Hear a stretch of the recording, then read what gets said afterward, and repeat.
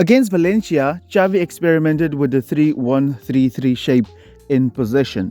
And in this video, we're going to take a look at why it makes so much sense for Barcelona to play this system, especially next season when we do find a bona fide single pivot. We're going to also go through the advantages and the disadvantages of this system. But before we get into all of that, please do subscribe to the channel. It's going to help us a lot to get the family to grow. Follow our socials. Links will be in the description. Let's get right into the video. Now, just to give you a recap of what Xavi did, if you didn't watch the previous video of Valencia versus Barcelona, I highly suggest that you go and watch it so that you can understand this much better, right? Rafinha was in there, and then you had Fermin, and of course, Joao Cancelo come forward, and then Barcelona would have this back three.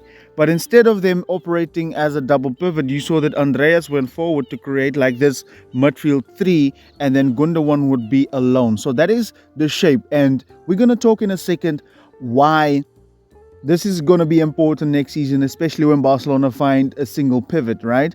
But just watch this.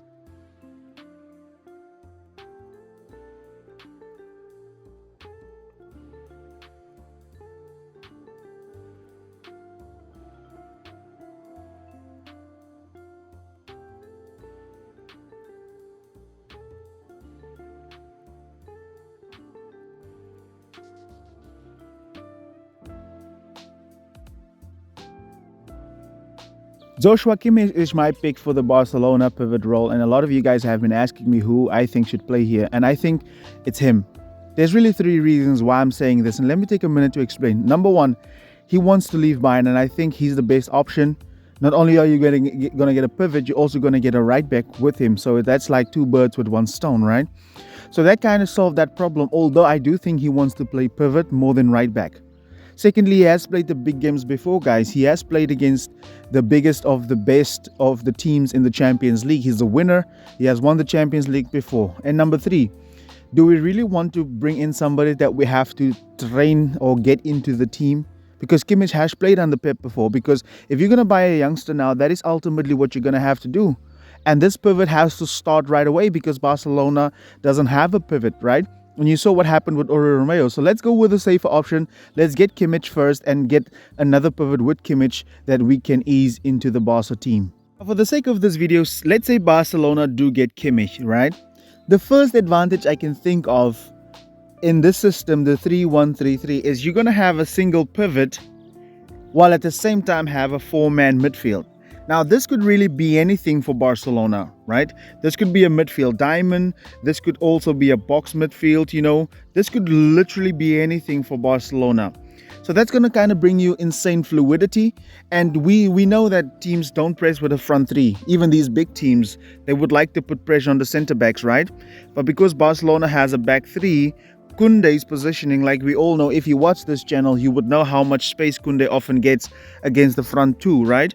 So it's going to really be difficult for teams, and this could easily, if Koundé is there, this could easily free up this player right here. So the single pivot while at the same time have a four-man midfield.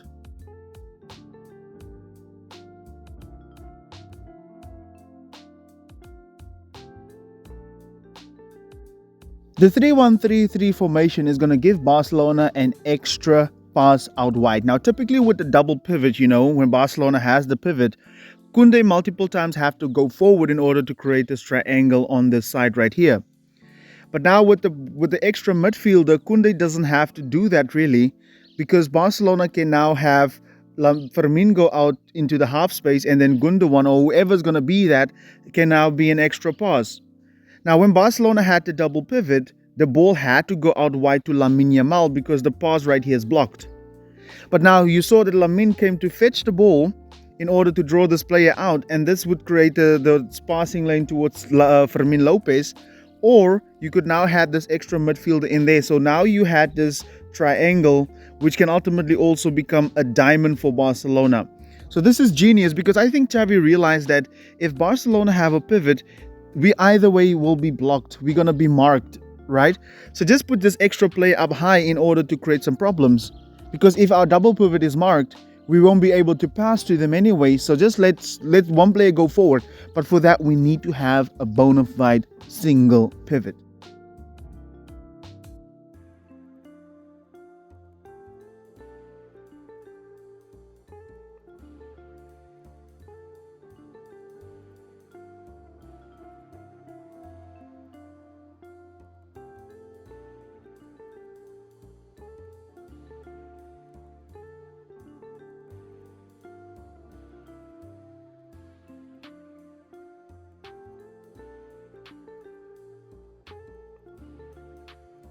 The 3-1-3-3 also will allow Xavi to do something that he loves, and that is picking 4 midfielders, right?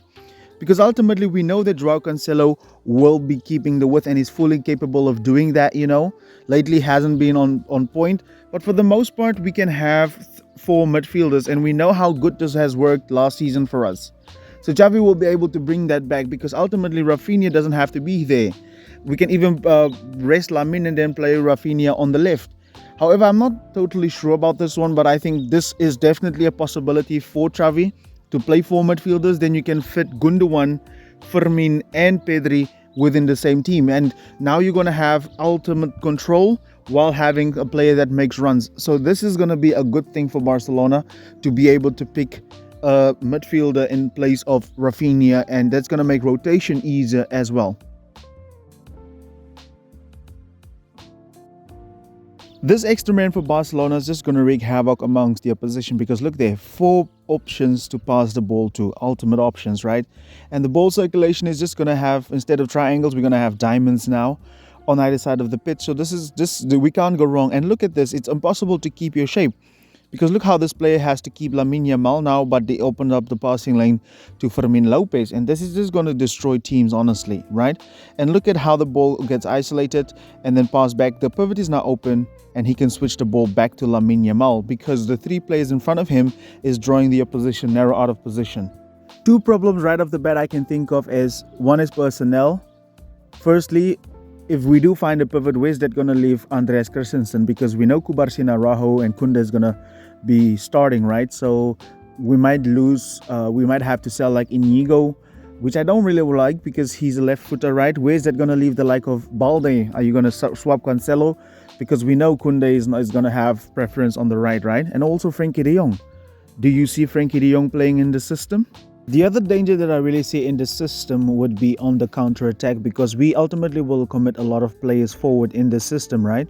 What in the sense of when we have a missed pass here, then Barcelona is going to be in big trouble. Now suddenly you have 3 players running at your back line. So that's the only other problem that I see. I might see more. I might have to drop a part 2 on this video. Maybe we're going to do one more video before the weekend. Stay tuned for that. Make sure you're ready for these videos. We do a lot of tactical content regarding Barcelona. But that will be all for now, guys. Thank you very much for watching. Thank you much for supporting. We upload weekly Barcelona content. Follow our socials. Links will be down below. Thank you.